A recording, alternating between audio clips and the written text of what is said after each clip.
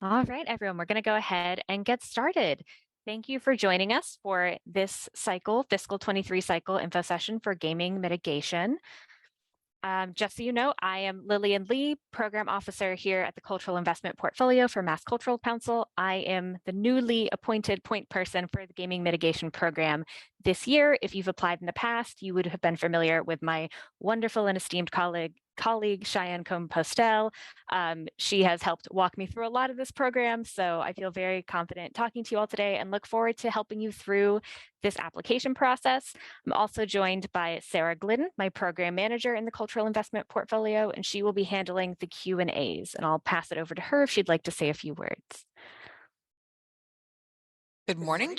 I'm happy to be here and happy to support Lillian in the process. And I just want to call out, although Lillian didn't say it, she has been on the other side of this process as well. So she has sat in your chair and done the same things, which I think gives her a very special perspective on how to support all of you in the application process. So thank you, everybody, for joining us today. Yes, so I have sat through many a gaming mitigation info session, webinar, office hour, and have filled out the application for both of the previous rounds. So I do absolutely know what it is like to go through this process as a grantee, which I think will help me help you through the process moving forward. So the purpose of the Gaming Mitigation Program, just to give an overview, is it was established by Massachusetts General Law, Section 59, Chapter 23K, and it aims to mitigate a direct threat to the sustainability of nonprofit and municipal performing arts centers in Massachusetts by providing capital to preserve their ability to compete in a new, unbalanced marketplace.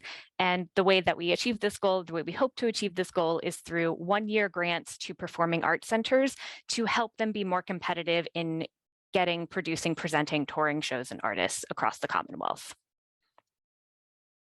If you have questions throughout the webinar, you can feel free to submit those questions using the Q&A feature on the Zoom screen. It will either be at the top or the bottom of your Zoom screen, depending on what formatting you are on, but it does say Q&A. It should be in between chat and polls typically.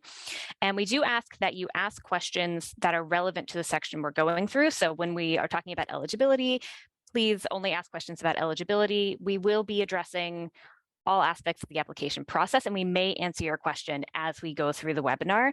If we don't, please feel free to put it in the Q&A, and we will be pausing at the end of each section to answer some of those questions, and we'll also have a Q&A portion at the end of the webinar to answer any questions we didn't get to during the process of the webinar itself. You can also feel free to call or email at any point after today's sessions, and we will have links to sign up for office hours at the end of this as well. Also, please note, this session is being recorded. At the end of this session, we will be emailing a link to the recording that will be hosted on Mass Cultural Council's YouTube page, so that will be available to view at a later date to reference if you have any questions or missed something or just wanted to go back and make sure you heard something correctly.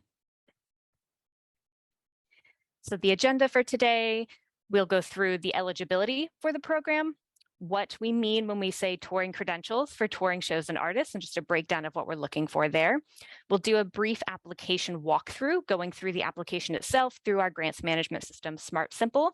Then we'll also talk about the review process, timeline, what to expect with that, and we'll pause and have a Q&A at the end. Before I get started on eligibility, just want to take a minute and see if there are any, let you put questions in the chat about the process itself before we get going.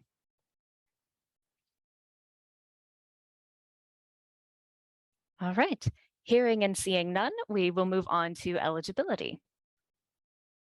So the main eligibility criteria for this program are that all applicants must be a performing arts center.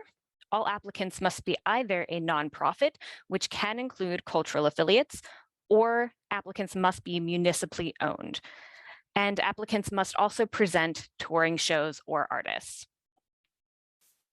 What this means in a bit of greater detail, when we say performing arts center, for the purposes of this program, we are defining that as having a primary mission to promote access, diversity, or education in the arts, humanities, or interpretive sciences. So we really want that primary mission and purpose to be rooted in those disciplines. Performing arts centers, should also commit 50% or more of their total operating expenses to the performing arts. And there is no requirement to own a venue to be defined as a performing arts center for the purposes of this application. When we say fully cultural Massachusetts nonprofits, we mean that in addition to being a performing arts center, as defined on the last slide, you must also be legally recognized as a Massachusetts 501c3 nonprofit in good standing with the Commonwealth. So that means that you have to be both registered as a nonprofit with the Massachusetts Secretary of the Commonwealth, and if you are registered in a different state, you have to register as a foreign corporation in the state of Massachusetts. And you must also have your tax exempt status through the IRS as a 501c3. So there are other statuses that you can have as a nonprofit organization, but for this grant, only 501c3s are eligible. And these requirements also include any nonprofits managed by a separate nonprofit managing entity must be legally recognized as a Massachusetts 501c3. So that applies to all the nonprofits when we're talking about them throughout this process. Now, non-fully cultural Massachusetts nonprofits might be eligible to apply as a cultural affiliate. This means when we talk about cultural affiliate, we're talking about a semi-independent performing arts center that operates under a nonprofit parent organization. So that parent organization can be a university, it can be a social service organization like a Boys and Girls Club, a YMCA, that might not necessarily have a primary fully cultural mission, but they do have a performing arts center, and that performing arts center is fully cultural and does devote at least 50% of their total operating expenses to the performing arts. And in addition to those performing arts center definition criteria, cultural affiliates must also manage their own budget, have at least one full-time paid staff position dedicated solely to the performing arts center or cultural affiliate, and have its own advisory board. So that's what we mean when we say semi-independent. It's a bit like your own performing arts organization operating under the umbrella of a Massachusetts recognized 501c3 nonprofit organization. For Massachusetts municipalities, they are also eligible if they own a performing arts center. And for this, the performing arts center, for this one, we are talking about an actual physical venue because it does have to be either managed by the municipality itself or managed by an eligible managing entity. That means that if you have the performing arts center, if it's our definition as defined earlier, either the municipality itself, whether it be the town of Lowell or the city of Worcester, does all of the programming, runs all of the budgets, does all of that through the municipality, or they've hired a third-party managing entity, which has to be a nonprofit or for-profit, and it has to have a long-term 5-year, at least 5-year contract, lease, or deed that clearly articulates their management responsibilities. Some ineligible managing entities are resort-style casinos or slot parlor casinos, as we are hoping to mitigate the impact of such casinos throughout the state.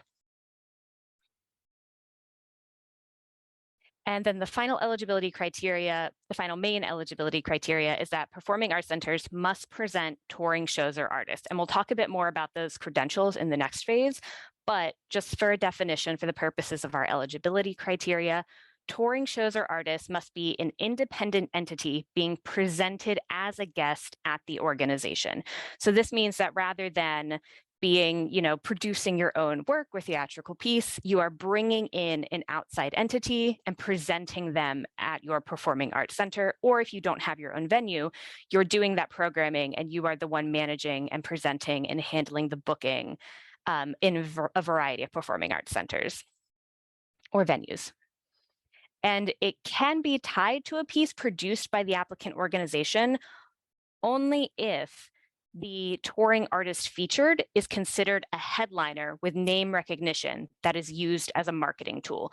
So for instance, if you have Audra McDonald in Porgy and Bess at Williamstown Theater Festival, then that is a headliner, name recognition. They are being brought in as a guest touring entity, so they could be considered for this grant as an eligible performance. So we're going to pause here for a moment before I start talking about touring credentials and see if there are any questions about eligibility. I know we have one question in the Q&A about how much money is currently available for grants. We won't know the final numbers until we hit January because we get a monthly distribution of money from the casino revenues, as determined by the Massachusetts general law stated earlier. However, we estimate that there will be around $3.5 million available, which is comparable to previous years of this program.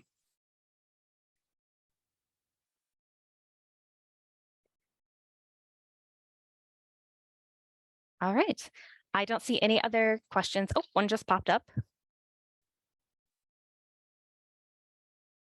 Oh, you're welcome. All right, seeing no other questions at the moment, and please remember there will be time to ask questions at the end. If you are still typing or still formulating your questions at the moment, there will be time later as well. So moving on to touring credentials, these touring credentials specifically relate to those touring shows and artists that an organization must present in order to be eligible for this grant program. Touring shows and artists, in order to be eligible touring shows and artists, there are 3 set credentials to verify that a performance features an eligible touring show or artist. Excuse me, I have not had enough coffee today.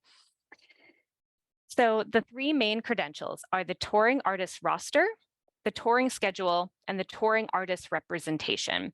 And applicants will need to provide a link to or information on 2 of those 3. So if you provide both the artist roster and the schedule, or the artist roster and the artist representation, or the schedule and the representation, and so on. But you cannot use a roster and a roster. They have to be 2 separate and distinct credentials in order to verify their eligibility.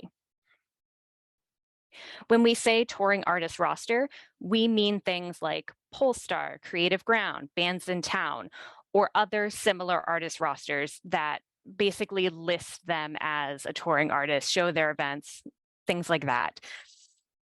And this is not an exhaustive list. These are just examples of rosters. If you use a different roster, or if your programmer or booking manager uses a different roster, that should be perfectly fine as long as it's a comparable system to these. And if you have any questions about that, always please feel free to reach out and ask us. We're happy to talk you through that.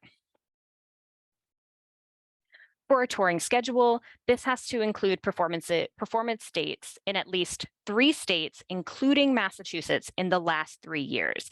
And this can be a formal touring schedule that is posted on the artist's website. This can be a formal touring schedule that you get that they presented to you as part of the contract package, so you have that information. Or it can be a link to their Facebook page that lists events for the past 3 years that shows that they have performed in at least 3 states, including Massachusetts. It can be a link to a website that they have that lists a similar thing. So it doesn't have to be a formal touring schedule in a PDF format or anything like that.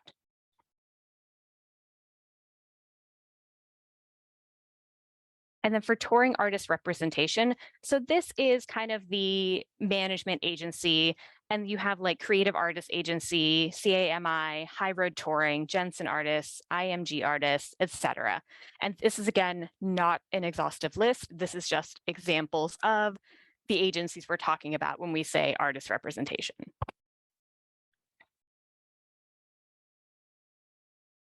So I'm going to pause there again to see if we have any questions about the touring credentials. Just in case I have misunderstood the question that was posed in the Q&A, which I did respond to, is it enough if the artist is listed in, say, Polestar, but no other touring information? So you would need to have both the listing in Polestar and either the touring schedule or the touring artist representation. And again, if they're listed in Polestar and they have toured anywhere, even if it's just a Facebook page that lists their events, or if you can find events in at least 3 states, including Massachusetts, in the last 3 years, you would just need to submit that. It doesn't have to be formal. And if they're listed in Polestar, it is likely that they do have some form of representation, even if it's not one of the agencies we listed. So I would just go back and check the contract maybe and try to find what the representation is. But you do need 2 of the 3 credentials in order for them to be an eligible touring show or artist.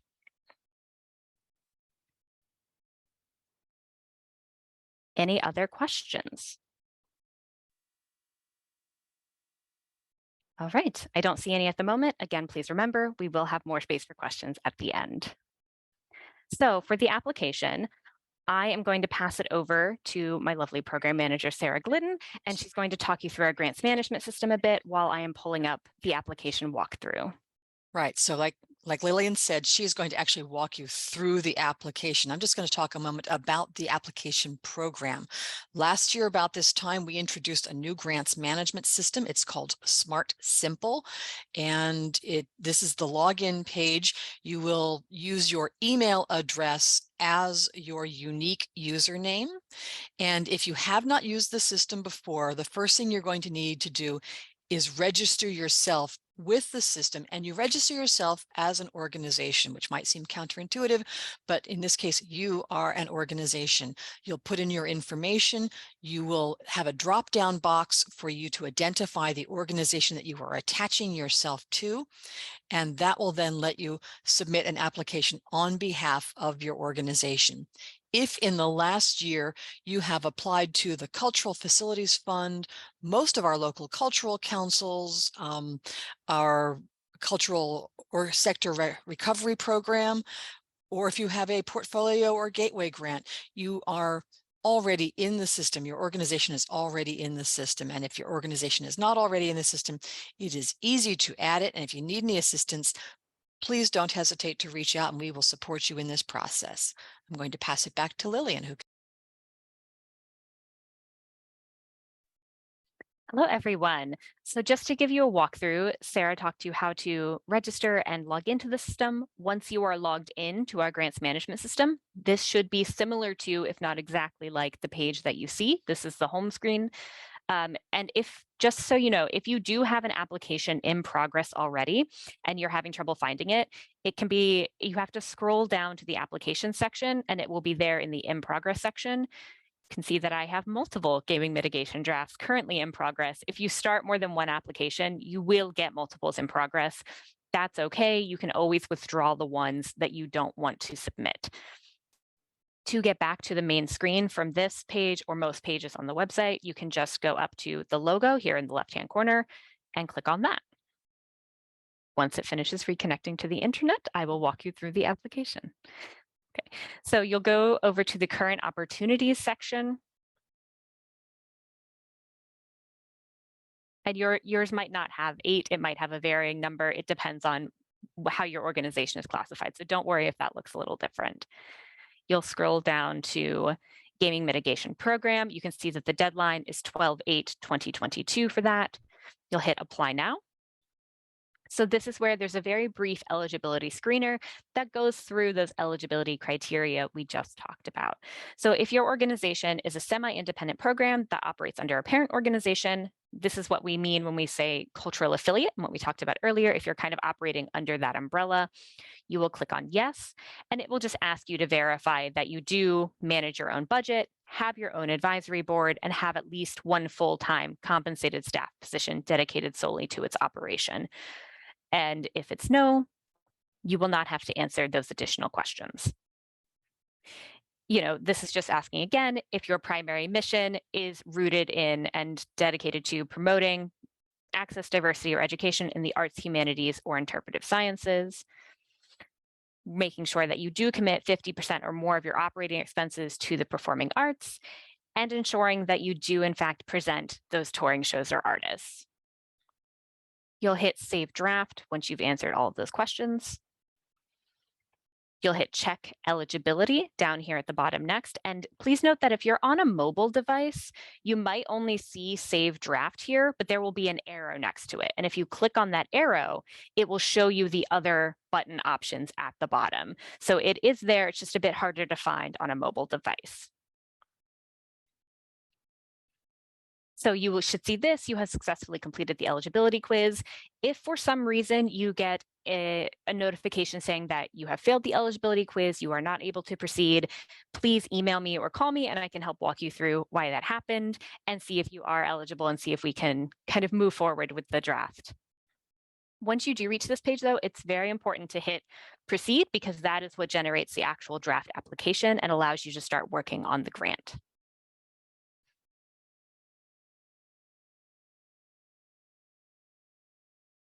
And so one thing I do want to note here is that at any point in this process, you can click this application summary button, and that will generate a full PDF of the application. So if you wanted to just generate this at the start, you would be able to see all of the questions at the top rather than going through page by page.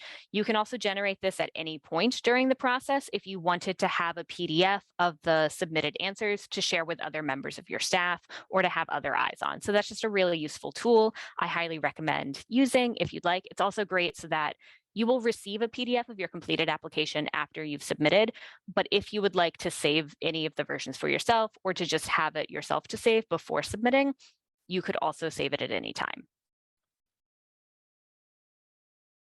And so a lot of this first information will be pre-populated from your organizational profile in Smart Simple. So your legal name, Test Cultural Organization is the organization I belong to currently. And parent organization. So you'll see here grant-seeking organizations, unless you are a cultural affiliate, because then your parent organization will be that eligible non-fully cultural 501c3. So if, for instance, you are a performing arts center at UMass Amherst, your parent organization would say UMass Amherst here. And just so you know, for the contract manager, this should be the person who will help make sure that the contract is signed and completed by the person who needs to sign and complete it. It does not have to be the authorized signatory on the contract. They can be the same person. That's absolutely fine, but they are not always the same person, and that is also okay. So this should be the person responsible for getting those documents back to Mass Cultural Council. And so here again, you'll see a question asking if the Performing Arts Center has a separate managing entity. If you select yes, you will be asked to invite that managing entity to be a co-applicant on this application. That will allow them to fill out and help work on the application. They will not be able to submit it on your behalf. You also don't need them to fill out any of this if you have that information or if you can work with them to get this information from them. But this is just asking to upload the current contract, lease, or deed that is required of eligible managing entities. And it's asking if they make all payments to the touring show or artist, because the award will go to either the managing entity if they are the ones responsible for paying the fees to the touring shows or artists, or to the applicant if you are the one responsible for paying the fees to the touring show or artist. And so if you do not have that, you would answer no, and there would be no additional questions there. So the next three questions all ask about the most recently completed fiscal year for which you have completed or filed taxes. So that means that if your organization is required to get an audit, we want the year for which you have your most recently completed audit done. If you are not required to file an audit and are just required to file taxes instead, we want the most recently completed fiscal year for which you have filed and completed those taxes. So for some people, this will be fiscal 21. For some people, this will be fiscal year 20. For a very probably smaller handful of organizations, this may be fiscal year 22, depending on where your fiscal year falls. But it is that completed fiscal year for which you have completed and filed those taxes. We know that it will not be the same year for every organization. And so that is true of the fiscal year start date, fiscal year end date, and the total cash operating expenses. So the operating expenses are for that same most recently completed fiscal year. We are also asking you to select all of the performing arts disciplines that you present live for audiences. So this kind of generally includes dance, opera and musical theater, music, theater, and folk life or traditional arts. And we're also asking you to tell us if your organization only presents performing arts. That means that you are solely dedicated to those categories listed above, or if your organization is multidisciplinary. If you are multidisciplinary, you might still be eligible. There are just some additional questions we have because, as we mentioned in the eligibility criteria, for our definition, performing arts centers must dedicate 50% or more of their total operating expenses to the performing arts. So if you're a multidisciplinary space, we just want to make sure that you're hitting that 50% or more eligibility criteria. And so we will ask you to include the total cash operating expenses associated with the performing arts. And so this is, again, of those total cash operating expenses. So it's the same fiscal year for which you've answered the questions for above. So the most recently completed fiscal year, that's what we're looking for when we ask this question. The percent will be automatically calculated based on both the total cash expenses entered earlier and the total cash operating expenses associated with the performing arts entered here. And then we will ask you to submit a budget showing how you calculated that amount spent on the performing arts. And this can be in a PDF, Excel, or Word doc file. We do not have a template for this because each organization will calculate this very differently depending on their needs as an organization. So for instance, if you have a stage in your multidisciplinary organization, that space is entirely dedicated to the performing arts, and that makes up 60% of your total overhead. Then you could say that 60% of your overhead goes to the performing arts for this. If you have 3 staff members who are solely dedicated to the performing arts at your organization, all of their salaries would go into these calculations. And so that can be, if you have one space that is used for everything, but 30% of all the events you do, or 70%, whatever percentage it might be, of all the events that you produce are performing arts, you could use that to calculate the rent, the overhead, the maintenance, operation costs, and what percentage of that can go towards the performing arts. And I'm also happy to help answer questions or talk about that more in depth if needed. And then we also ask you to provide a narrative description of how you came to those calculations that you've submitted in the budget. So just kind of tell us your rationale and kind of basically what I've just described of, we took 70% of our space and did this, and that's why you see that number in our budget. So I'm going to pause for a moment here before moving on to see if there are any questions. Looks like not. All right. So I'm going to, again, if you are only a performing arts organization, you won't have those additional questions. And I will say too, so to navigate through this system, you can either hit the next button down here, or you can use the headings to navigate. So you don't have to hit the next button, and you don't have to have filled out any of the information in one section before moving on to the next section. So you can see everything at one time before doing that. Also, just a note, please hit save draft often, frequently, whenever you make any change in the system, just to ensure you don't lose any information. For the grant components, this is kind of the meat of where our funding amounts are determined, because it will be determined through a formula that considers the percent of performances impacted and the total fees paid to touring shows or artists for those eligible performances. And when we say percent of performances impacted, we mean the total number of eligible performances divided by the total number of all performances at your organization. And so the example given here is if a performing arts center presents 100 performances a year and 30 of them are open to the public and feature a touring show or artist, i.e. are eligible performances, then 30% of the performing arts center's performances are impacted because they compete most directly with casinos. And we go into more depth down below when we ask you for the total number of all performances for your organization. And for this whole section, we are asking for calendar year 2021. So that is January 1st, 2021 to December 31st, 2021. And we know that for some organizations, this will mean that you're reporting on multiple fiscal years. That's okay. If you had an event that started in December of 2020 and goes through January of 2021, that's also okay. You would only report on the performances themselves that took place in that January of 2021 for that particular event.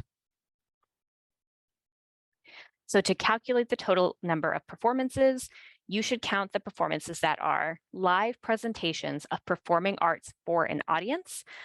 So for organizations that present multidisciplinary events, we are only asking you to count those presentations of performing arts that fell into those categories on the previous page. So dance, musical theater and opera, theater, folk life and traditional arts. And I might be forgetting one, but luckily I can go back and reference the list. Music, there we go. That's the other one we have on that list. And so this is presented by your organization or presented by someone renting your organization's venue, because we understand that that is a big part of some organizations' operations model and a big part of the total number of performances that you offer in a year. Now, for the total number of performances by eligible touring shows and artists, these have to take place in Massachusetts, be available to the general public by free or paid admission. This means that performances only open to university students, K through 12 school groups, or other limited audiences are not considered open to the general public. And eligible performances must also feature those touring shows or artists as previously defined. And yes, we have a question. Can we address how virtual performances fit into this? I know you're coming up to that, but. Yes. Is there a more specific question there? Because virtual performances still have to hit all of these criteria. They have to be live presentations of performing arts. So for instance, if you live stream a performance, a musical event, a dance, any kind of presentation of performing arts, that live stream would be counted as a performance. However, if you just offer an on-demand of a pre-recorded performance, that on-demand segment or that on-demand option would not count as a live presentation of performing arts for an audience. And in terms of taking place in Massachusetts, if your organization is located in Massachusetts and you are the organization live streaming that virtual event, then the event is hosted and taking place and presented in Massachusetts.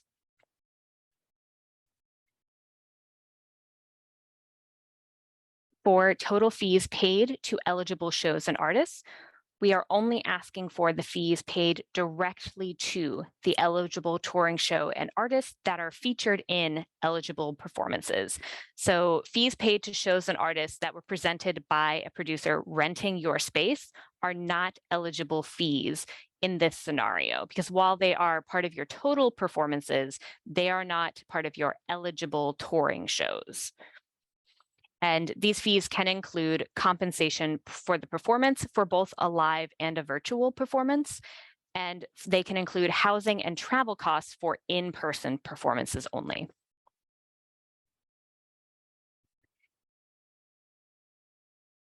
Sorry about that. In order to verify the total number of performances for your organization, as well as the total number of eligible performances, we have created a template.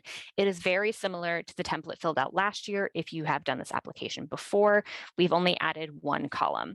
And so you would download the Excel template here, and I have actually already done so. So this is what the template looks like. And I filled it out. So I just want to walk you through some of the examples we have in here to kind of give you an idea of how to fill out this sheet. So you would put the event date. And like I said, if your event spans multiple dates and multiple performances, you would put the date range in here. So hypothetical event number 1 takes place from January 1st of 2021 to February 1st of 2021. The event time varies for that performance, so you don't need to put each individual event time for each individual performance. The event name is Audra McDonald Stars in Next to Normal, an unconventional choice, but sure to be a hit. The number of performances for this event is 25, because again, this is more than one night of performance. So you would put the total number of performances across the run of the event in this instance. It was open to the public. it did feature a touring show or artist, and you'll see that for open to the public and featuring a touring show or artist, there is a drop-down with either a yes or no option there. For a touring show and artist name, it would be Audra McDonald in this instance because she is the headliner for the produced event. And so for touring credentials, we can do a touring schedule, which, like I said, could just be facebook.com/whatever webpage that links to. That shows the events that she's done over the past 3 years in at least 3 states, including Massachusetts. For touring credential 2, Audra McDonald is listed on Polestar, so you would just need to link to that. And it was not presented by an organization renting our facility. It was presented by us. It was a produced event, and we were presenting her as the headliner. If no, you don't need to add anything to this column. If it was presented by an organization renting your facility, then those fees would not count towards the next column, so you would not need to add them here. And this column is optional. You do not have to fill it out, but this could help you keep track of those fees that we will ask you to input into the application. So because Audra McDonald, this performance is an eligible touring show, then you could put the fees that you paid to her here, which includes, again, compensation, housing, or travel, because this was a live event in person. And then it would automatically show up and total in column N. So this, again, we don't see the individual amounts. We understand that that could be proprietary. We understand that that's maybe not something you want to share for each individual event. We only need the total for those. So I do want to point out here that one of the days of this event happened to be a school performance of Audra McDonald Stars and Next to Normal, which means that it was only open for a specific K through 12 group that had a field trip and came to the Performing Arts Center to see this show. Because that show is not open to the general public, it was only for a school group, it would not count towards the total eligible performances. So it would not need to be verified because it is not eligible. The next one is the Winter Festival that happened on 2/23 and featured a whole day of musical acts and performances and other fun performing arts events, started at 9 a.m. You would put one performance for that because the Winter Festival itself is the event. And while there were multiple performing acts throughout that date, it was one event, and you would only need to select one of the eligible touring shows or artists to verify with the credentials here. However, you would add up the total amount of fees paid to all eligible touring shows and artists for that winter festival and add it to this section, which would show up in the total that you would eventually input into the grant application. Are there any questions about this template for the moment?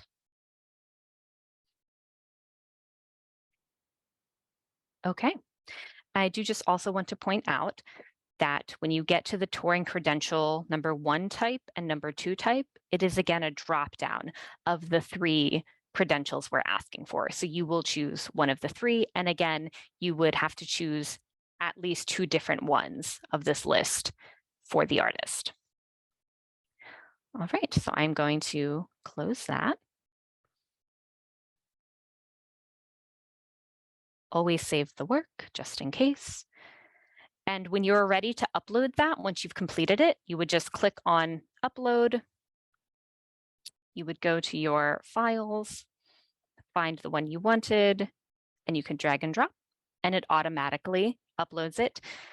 And we do ask here that you can see allowed file types. So this does have to be uploaded in an Excel file.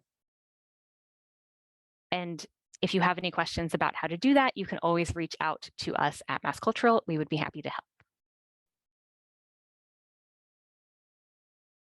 That is the main portion of the application itself. The next portion, the impact over time, provides data that allows Mass Cultural Council to track the impact over time and effectively advocate to maintain the Gaming Mitigation Fund.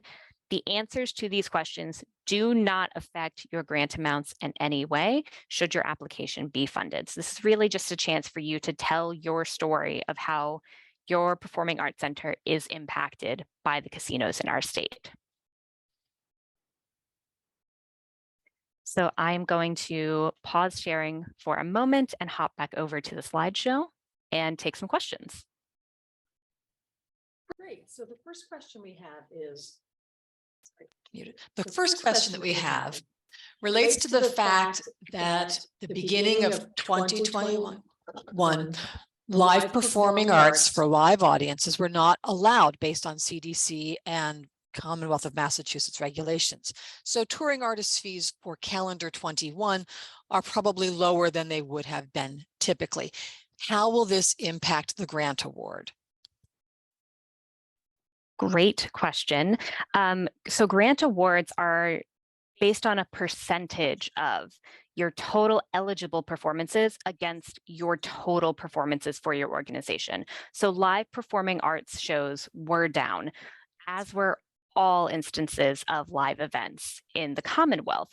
So because it's a percentage, the eligible performances and your total performances would both have gone down, but the percentage itself shouldn't have taken a drastic hit unless an organization's model changed, in which case that percentage would be reflective of that change.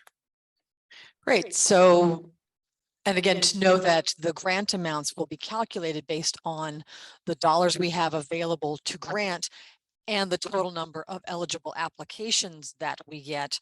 And there's a formula that will then take all that into account and calculate individual grant amounts. And again, this is all for calendar year 2021, which, as you pointed out, might straddle two different fiscal years for the organizations. We also have someone asking if it's relevant whether or not their site is near an actual casino. So for the way that the grant award is calculated, that is not relevant to the questions on the application. However, it is exceptionally relevant to the impact over time questions. And we would love to hear about that story and how that has impacted your business model in that section. There is some narrative section there for you to kind of talk about that. I have a follow-up question about recorded events. For example, a performance that was pre-recorded but streamed as a one-time only within a certain time window. Does that count as eligible? So this, I guess, would be different. Our options are, we've got a performance that happened live and was live streamed, which is one kind of online performance. We also have performances that might have been pre-recorded but then aired only one time at a specific moment. And then we also have events that might have been live streamed but then captured and available to be watched either at a specific time or multiple times after. And my understanding is that that third kind, the ones that are recorded and available to watch at your discretion, fit one definition, and that those are not eligible because they are purely online, not live streamed events. The live event that is streamed is eligible. And then we have this sort of gray area, which I'm thinking we might need to do a little follow-up to check in on, which is if your organization recorded an event and then aired it one time only. So I think that's one that we want to double check on to make sure we don't give you incorrect information, and we can add it to our FAQ for this program. So sorry, I don't have an answer right now. One thing we continue to learn is that the variety of ways that folks do things continually surprises and amazes us and keeps giving us new ways to figure things out. So we will follow up with the person who asked that specific question, but we will also weave that answer into our FAQ. And let's see if there were any other questions.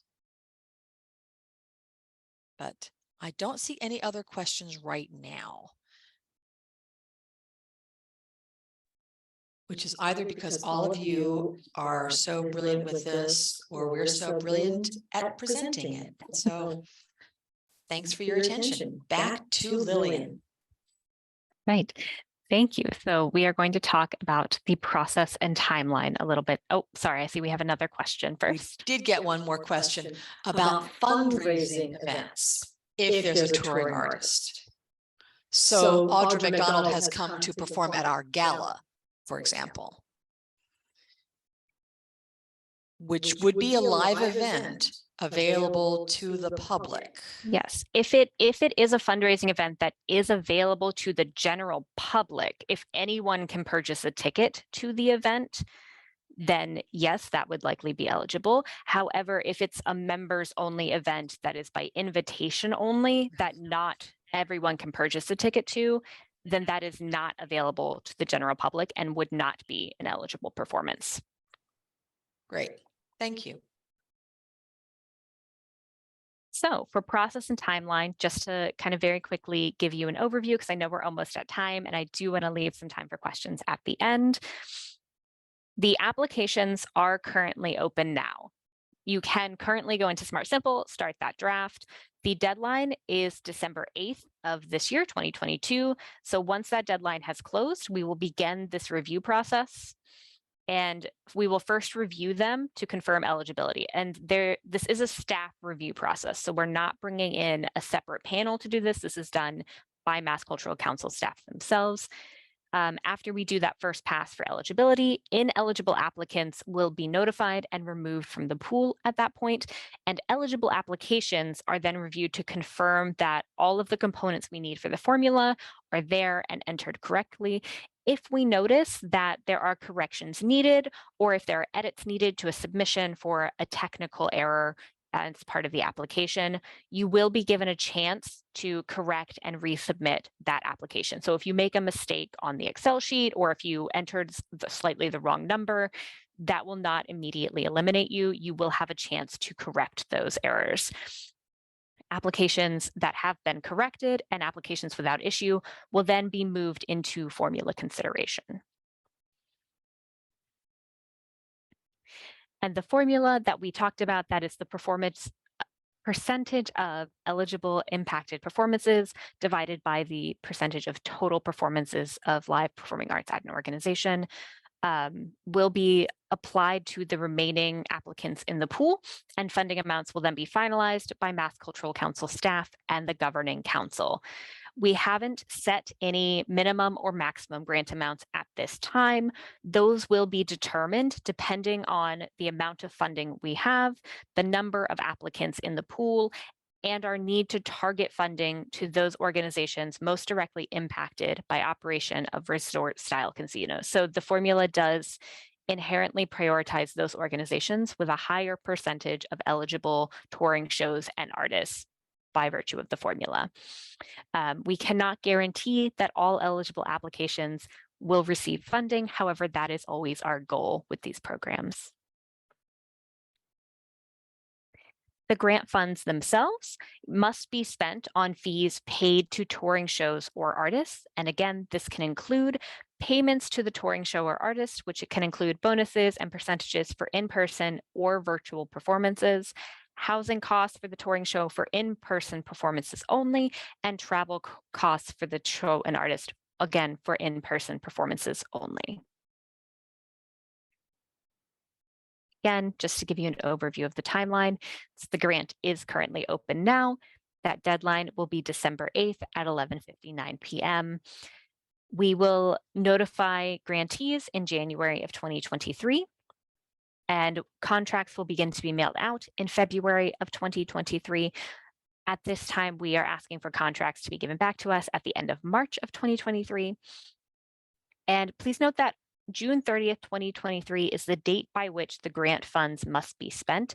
The performance does not have to have taken place. So if you have booked a touring show or performance for 2024, but you have paid them their fees before June 30th of 2023, that is an eligible expense. We understand this can be used for future performances, or it can be used retroactively for any performances or fees paid to touring shows or artists after July 1st of 2022. And again, there is a final report, but the final report for this program is just the application for the next cycle. So for instance, if you received a fiscal year 22 gaming mitigation grant, this fiscal year 23 application serves as your final report for that grant. Right, any questions?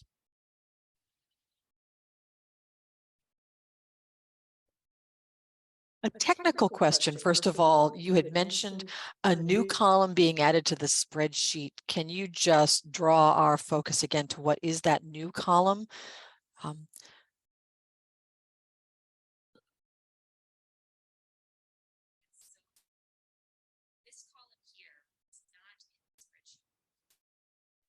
I was on mute, so I don't think you could hear me. Here I am.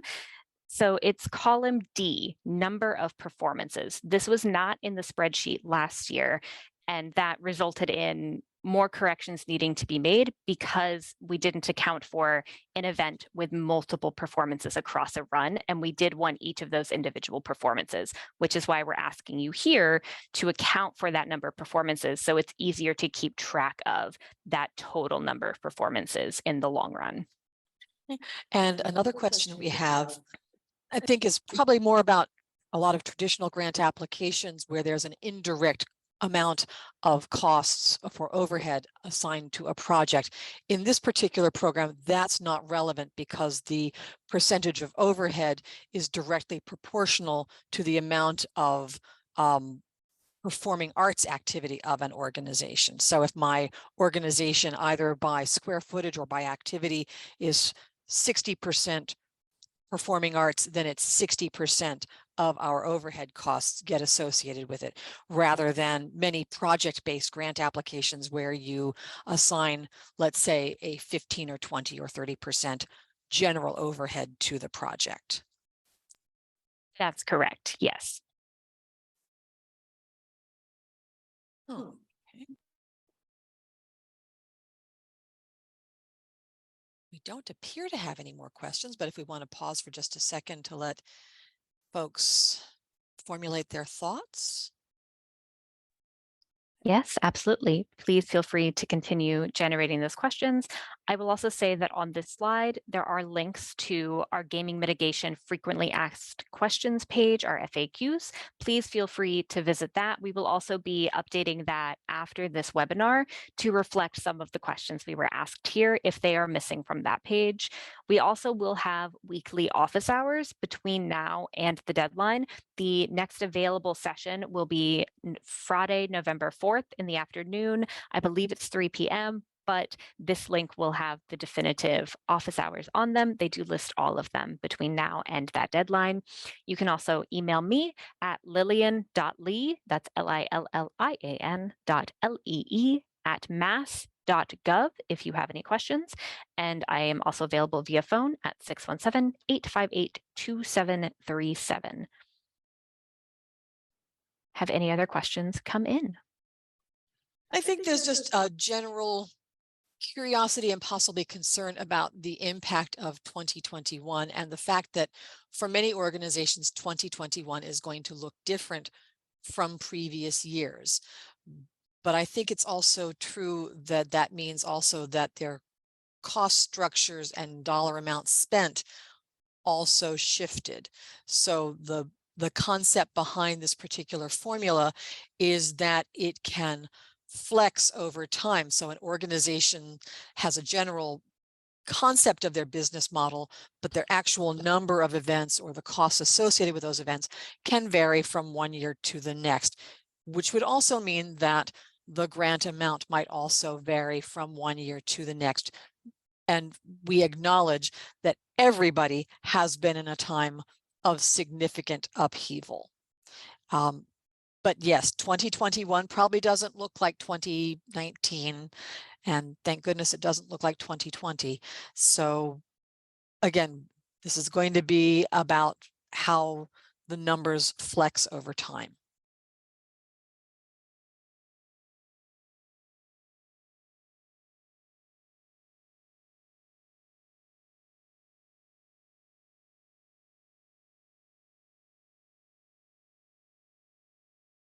We have addressed all of the questions that we currently have in our Q&A. I just want to emphasize again the great value of the office hours and sessions like that, to have some time to chat with Lillian, to get some support on your application. This is something that we started doing about 2-3 years ago and have found to be wonderfully helpful. And we really want everyone to know that you are welcomed to visit us in our Zoom rooms, in our phones. We're looking forward to being able to support you. So pausing and Yes, so thank you everyone for joining us. Please feel free again to email with those questions, to join us for office hours. We will be taking the recording of this info session and putting it up on our YouTube channel for Mass Cultural Council. We hope to do that within a week. We will also be sending out an email to everyone who registered for this webinar with a link to that posted recording. So if you can't find it or don't remember where it will be posted, you should also receive an email with a link to the recording. And if you have any questions, we do hope you will reach out to us. Thank you so much for joining us today, everyone, and I hope you have a great rest of your day.